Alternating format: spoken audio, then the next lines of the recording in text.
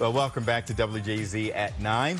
Well, the January slump is real, and it can really feel challenging to engage in lifestyle overhauls with unrealistic New Year's resolutions. Yeah, we have Dr. Crystal Watkins with MedStar Health Psychiatry joining us now this morning. Dr. Watkins, thank you for being here. Thank you for having me. What a relevant topic, especially right now. Seasonal affective disorder is something that I feel like not a lot of people realize, but it affects so many people. So tell us about this. Absolutely. So seasonal affective disorder, or SAD, is actually a type of depression that really starts to change with the seasons.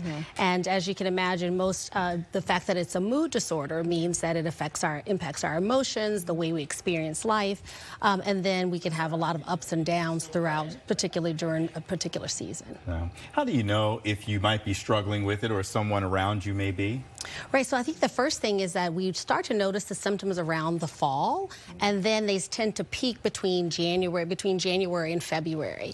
And you start to notice it because the light impacts our natural brain chemicals, so serotonin and norepinephrine. So you often notice changes in your sleep, your appetite, your energy level, and you just kind of feel glum and gloomy. Yes. Yeah, and it really seems like it can affect anybody at all ages. Typically, is there a certain age range that it affects? No, so many people can be affected, and again, for younger people or adolescents, it's not necessarily that they're sad, but they can be very irritable and grumpy.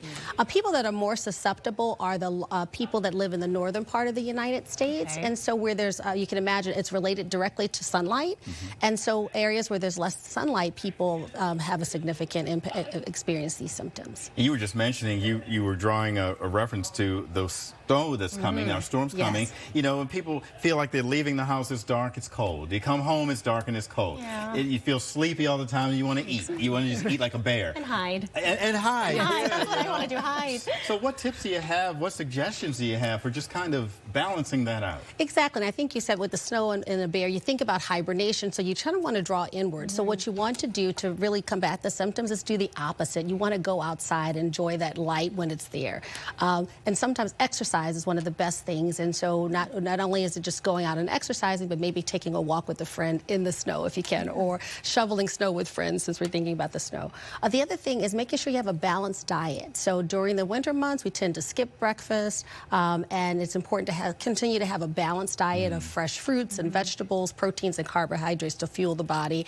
And then that also helps to boost those natural serotonin, those feel-good hormones and brain chemicals that we have. Okay. Speaking of feel-good, we of course want everyone to feel good. So you mentioned some of those things, but are there other ways to just spread positivity during these gloomy times? Absolutely. I think the first thing is just starting with a smile. So you never know how someone's day is impacted, and so just giving them a smile and saying how you're doing is really important.